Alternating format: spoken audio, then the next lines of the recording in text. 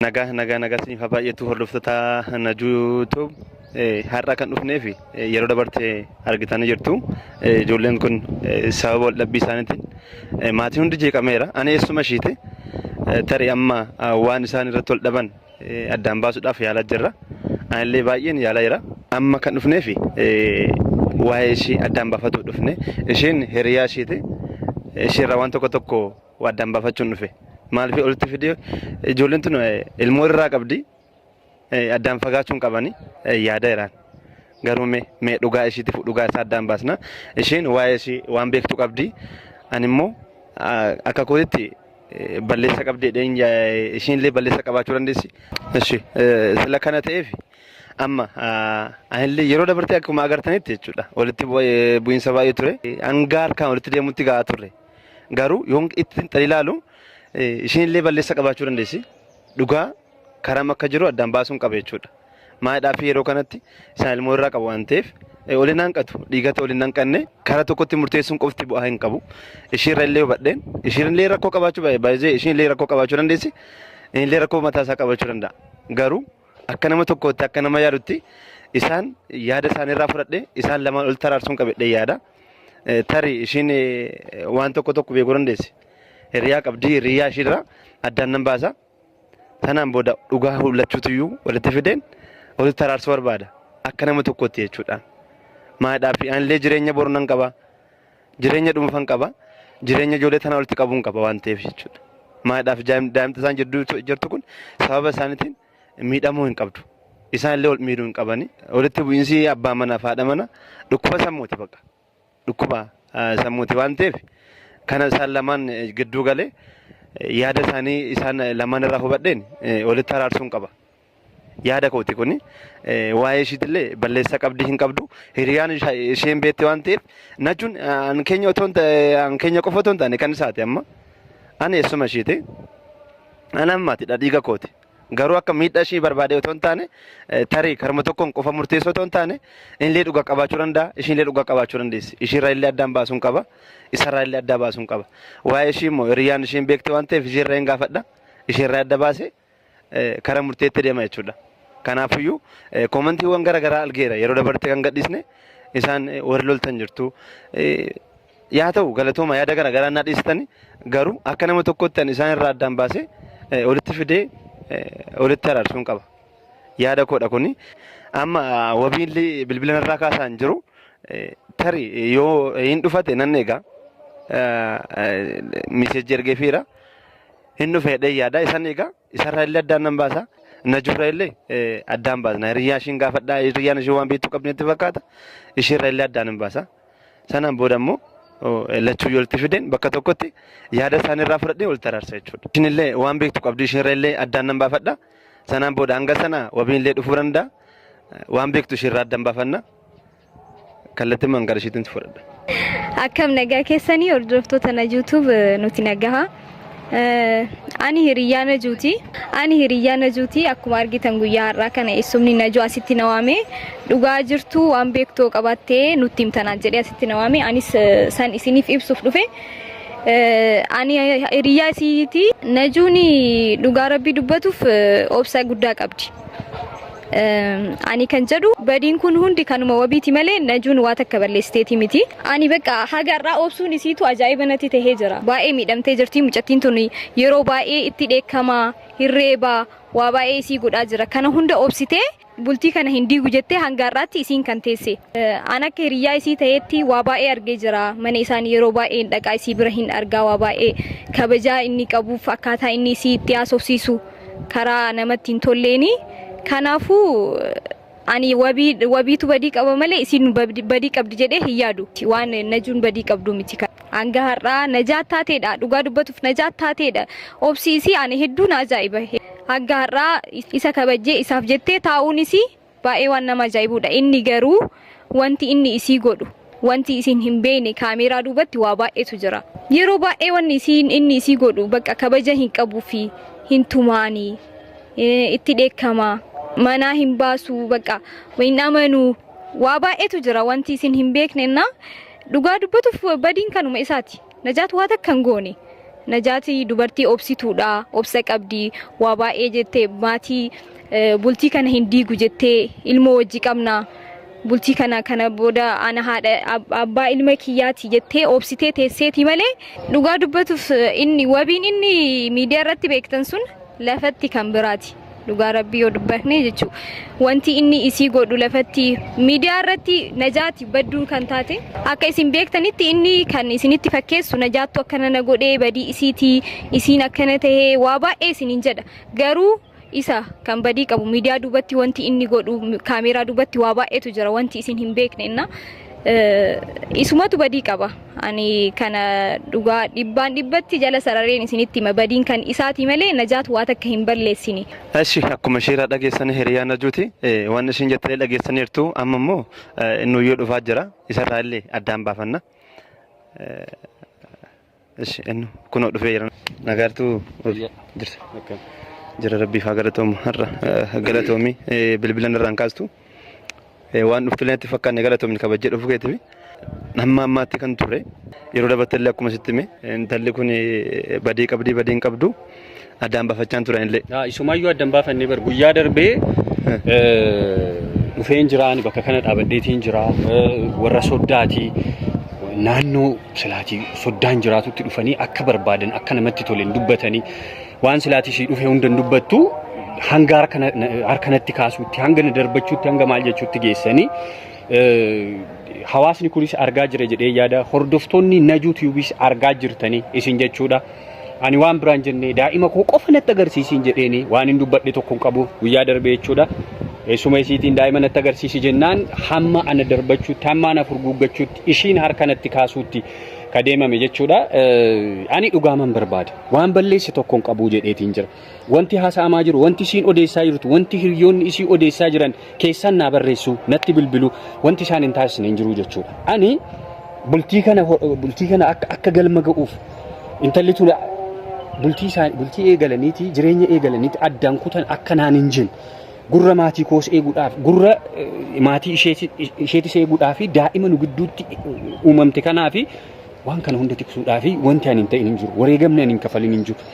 Akka isiin namaa gadi hin taane waan ani ta'e I don't know ani isinitti himuudhaaf baay'ee natti ulfaata. Lakki amma laa wabii isirratti waan baruu qabdu laal dhaggeeffadhu amma ani amma laa dhugaa addaan baasuuf akka nama tokkotti dhugaa addaan baasuuf si waa'ee malee wanta biraa akkanatti akka dhufi mutti amma baay'isee. Hiriyoota isiin irratti gorsiisu waan isaan natti barreessaa jiran ammaan jechuudha akka nama tokkotti dhaga'i dhaggeeffadhu amma laal akka nama tokkotti jechuudha akka nama beekumsa qabutti ani amma isuma isiiti isuma ishee hagantee tokko jechuudha dhiiga kooti waan ta'eef na uqti ilmoo koodha isheen.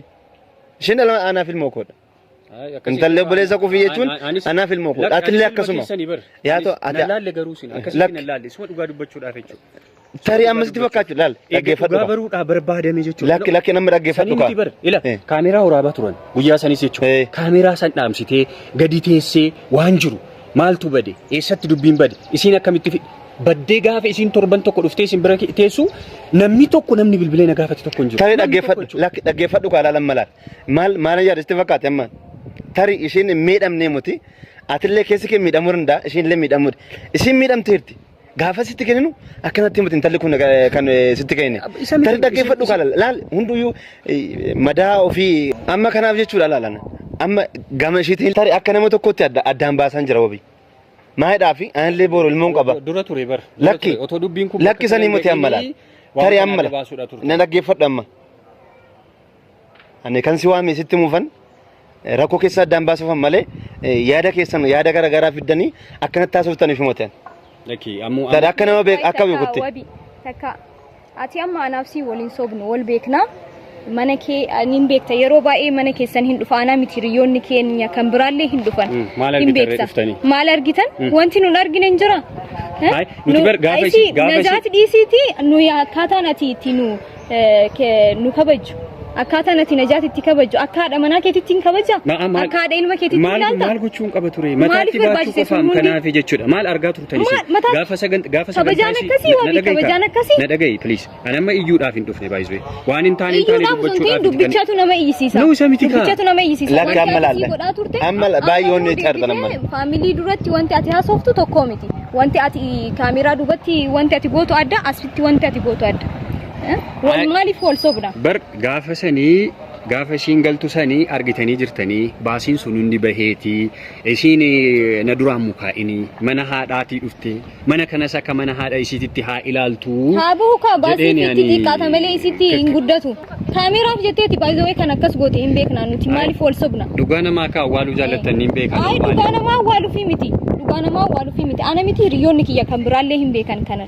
Dubbii dhugaa kan jiru kun hanga har'aatu nuti najaatiif jenneeti bultii kiyya jidduun seenina. Dhiisaa obsa godhadhaa har'a boru hin sirraa jetteeti hanga har'aatu nuti kan callisne akka hiriyoota isii taaneef nuti kan callisne sababa kanaati malee akkaataa hojii keetii wanti ati isii gootu kana caalaa kan nama lolchiisuudha dhugaa. Amma argiteetti reewobi ani mana keessa lakkila mana keessan dhufee kana beekeera amma nama waan ishiin haasofte kana hin beeka amma isin bira ture ishiin hiriyaa isheeti hin beekti isaan tol beeke isaan tol bira ture waan ta'eef kan addaan baafachuudhaaf honteedhe dararree ishii irratti raawwatu lakki hiriyoota koo immoo gaafachuu qabdu kaa lakki waan isiin haasofte gaafachaan jira haasaa jira kana caala maal gootare gorsiteeti isiin haasaarti natti ergiteeti maal ergiti maal lakki nama akkasii miti ergaa miti dhugaa jiru dubbachaa jira faamilii rakkoo ishiillee dhugaa jiru maaliif hin dubbanne waan argite maaliif hin dubbanne waan ija keetiin argite kijibeen miti faamilii akkuma mee maal balleesse maaliin godhe isin biratti ijumaan ol jedhee isaan hin laalleen karaa biratti quba qabu jechuudha ijumaan ol jedhee jechuudha amma laalamma amma ila sittiin himaan eenyu akka mana san dhufu jechuudha tarii isa san akka tuffitti fudhachuudha danda'u eenyu akka mana san dhufu hiriyoonni isii kamtu har'a ija guuttadhee ilaalaa jiran intala tana jechuudha waan hin beeku tokkoon qabu ol fuudhee ijuma kiyyaanuu ol jedhee isaan ilaalee hin beeku tarii amma laal ati amma wanni jette lakki maal si dhaggeessitanii mi dhaggeeffadhu maal si xumursiisa waan baay'ee haasoftaa gaafan si dhaggeeffadhe amma laale amma yaadota isaan irraa fudhadhee miti qabanti jedhe amma akka ishii gaarii ishii oofte fi gaarii ishaan oolne fuulli ishiitu qaamni ishiitu hin beeksisa beekte inni ragaa naafo ragaan haadha manaa godhachuuf hin fuudhee baran qallaaf miti mana teessee haadha manaa kee ta'uun qaama ishii irraa fixee ture haadha manaa kee godhatu dirqama furdisuun qabaan furdisuun qaba tureen maa fudhatte ishii koo kan dura fudhatte koo hojii keetii jallisii nama guddaatu bira jira nama guddaa wajjin haasaa akka shamaraa ta'e maali as biratti ati waan hin jirre dubbataa akkamitti callisna amma laal waan sitti kan sitti haasa'u fi waan jechuutti jirta bar waa takka si miidhine jechuutti jirta jiram dubbiin tokko numa jira bar akkasitti sadarkaa kanatti ol guddee akka ati haasaa jirtu kanatti miti bar wanti jiru akka ati odeessaa jirtu kanatti miti amma sitti amma taasisa amma dhiisisi amma kan si waame fanni jechuudha ani kan si waame ani kan si waame akka ishii xiyyeetoo hin taane ragaa guutuu sirraa fudhachuufan maadhaaf akka nama tokkottan yaada keetillee yaada ishiirallee fudhadhe ishii qofa ilaalee karaa tokkotti akkan deemu gara kootis waamuu qabda dubbisuu qabdan turtan nama ergaa akkas gootanii jechuudha dubbii kana keessa shirri akka jiru akkamiin beekame sinti fakkaate shirri kan xaxamaa jiru tarii yaada kee ta'uu danda'an shiraamoti kun waan dhugaa jiru dubbatte gara kiyyaa namni dubbistan jira gara kiyyaatiin anis hiriyootan qaba sirna dammaafachaadha no hiriyoota mana kiyya dhuftuutu jira dursitanii qopheessitan ka'a kunoo kan gara isiitiin jiru nama gara isiitiin qopheessine odoo akkas ta'e ishirra yaada fudhadha akki lakki najurra yaada fudhadha ture kana ishirra laal ragaa sobaatota jechuudha ishin illee miidhaa ofii taasifti miti ishirra illee furanne ishirra ta'u fudhadhe rakkina ofii taasifti malee dhugaa jiru natti taasisuu baachuu dandeessi amma kan ishii duukaa jiru hiriyaa ishii taran addaan baafadheen tarii immoo hiriyaa kee maal hiriyaa kee hordofee irra wanti hin jedhu bara dhugaa jiru addaan baasuudhaaf jechuudha. Ilumaayyuu dhugaan kun kan barbaadamuu qabu otootti yaadame jechuudha. Hiriyoota isiis nama akkanaa kana otoo hin taane nama dhugaadhaan waan kana beeku ijoolleen baay'een jiran waan ta'eef jechuudha. Hiriyoonni isii nama qabatamaan nutti siiqee mana keenya buleen wajjin jiraatee nama beekuu jira waan ta'eef nama akkasii sana waamtu turtan. Lakki waan hunda isin mana nufti mana hiriyaa ishiiti hiriyaa ishii dhugaa ishii akkasuma argeen beeku tarii amma laala agartee laala waan ati yaadaa jirtu agartee amma tarii argeen beeku jettee akkamitti taasifte ergan argitee hin beekne sila hin arginii fi ooluu fedhee isaanuu laalee hin beeku sin jechuu jira nama deddeebi'ee nu beekti dhiisi najaatiin maal waa lama saarta barammaati najaatiin beekti dhaqii waami kaa deemii waami deemii waan afachi kabajaan siin ta'ati amma laale maal yaadda waa isii ana yoo danda'ame ara kunoo as jira dhahi mataa isaa bakka lamatti addaan baasi maal soquu dhufte maal jechuudha maal soquu dhufte safara kiyya qoy maal jechuudha kamanatti hirriba na orgitan qate amma sitti illee jireenya na orgu dhufte siibar nama guddaatu jira nama guddaa wajjin haasaa jira yoom kabaja beekti yoom kabaja beekti nama karaa dhagaa deemoo jette kai deemoo bi karaa nagaa hin deemu jedhee na judai sitti maan jira ati tasgabbaa'e eenyu hiri amma silatu gara kanatti naju isama ani leon techa isin jidduu seedina isin jidduu see haga har'aatu wanna an beekani waan beekni baay'ee kiyan senneef dhagettee obi yoo hin deebe jette karaa kee qabide yaala balazaa dhagaa kan jechuudha mataa kan kee keessee ne ba meena dai ekkuna dai nama akka ansi kabajette sodaachisa itti fakkaata ansi kabajette of kabaji wabi nama guddaatu jira isiniin jedha akka ansi kabajette of kabaji lakki yoo mara koon jiraates ani isinitti himuun barbaada isin wajjin kaniin mari'achuu barbaadu kaniin mari'achuu isin tuna waamee kanaaf na waamtani lakki sanii mate lakki sanii mate naju tasgabbaa meemma tasgabbaa amma ni onni chaan jira waan ta'eef amma ni gaafachaa jira waan ta'eef tasgabbaa hime homaa wanti kana bar wanti isin gaafatanii irraa isin hubattanii jiru bar wanni isin sagaafatanii irraa hubattanii waan biraa dubbiin waan biraa nanamanni ana amanuu baachuu mate amma nanamanni jira bar nanamanni ana si amanuu baadhee ofitti foranne hanga ammas deessisna maarree bakka eegana amantanii wanni sarara hubattanii sanaaf ammallee rakkoon karlachuu yoo wanni baay'ee qaba bar ammana yoo dhufan bar nama meeqatu edaayin nama akkanaatiin an jedhan anoo bi amma si wajjin dubbiin barbaadu yoo deemette deemi ka'e abi dhageettami ani si wajjin amma dubbii takkan barbaadu in deemoo jetti deemarra naju dhagaa karaa kan kee qabi deemi karaa kan kee qabi lakki ani dhagaadhaan sodaachifamee waan nama deemuu miti karaa qabdee deemtu tokkoffaa jechuudha karaa qabdee deemtu lammaffaa moo please namatu jira ati dhagai wabi ansi wajjin dubbii dubbatu fi dhufne isa dubbii dubbatu fi dhufne tasgabbaa'ii naju tasgabbaa'ii sikee jala hin barbaachisu lolli hin barbaachisu gandallee jeeqinaadha fakkii adawaa please homaa wanti inni haasoo waan biraati naman lakki amma dhiisa ta'e gorii ati deebii sin jedha bar karaa kan kee qabi dhagaa gadi qabi dhagaa gadi qabi amma dhiisuu jiraan amma dhiisuu dhagaa gadi amma tasgabbaa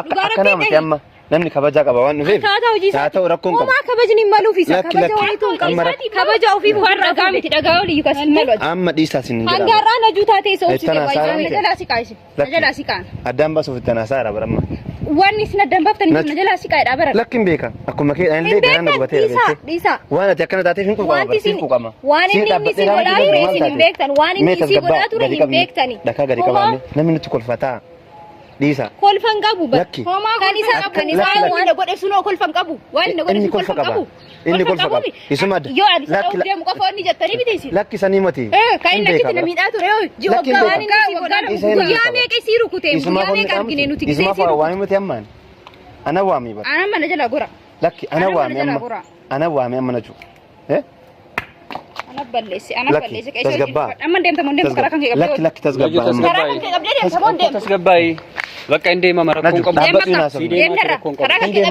indee rakkoon qabu deem haga safara dhufte na jeeqinan kamaratti riba dhoogite sin gahu kamaratti riba dhoogite kaciisa dhoogite sin gahu wabi maal gochuu dhufte fakkeessuuf maaliif dhufe bara maaliif dhufe isaalfattu lakki ana waami amma lakki ana waami amma ana waami moote jaalatta argine dhiguma jala kayoo san arma goga isi isin kabajeen dhufe please naju ola kabaja maatun beekan kabaja haadha manaa kan kabajeen eenyuun kabajaate eenyuun kabaja haadha manaa kan kabajeen eenyuun kabajaate naju kabajaa namni beeku haadha manaa fi kabaja haadha manaa fi kabaja koor kee qabish amma narraa deem safara keetti dhuftee immoo akkana jahitu siin ayyamaan narraa deem asitti siin nagaa argatuuf jettee faana dhuftee asittis jeequuf asitti guggubaa baate hin gahu amma asitti dhuftee si jeeqta hangaarraa waan ati gootaa ture godhaa lakki kanaa miti amma gara isaanii garagachuun hin deemoo jette deem tasgabbee mee olitu sikina mee anas ni taasa meen anas ni taasa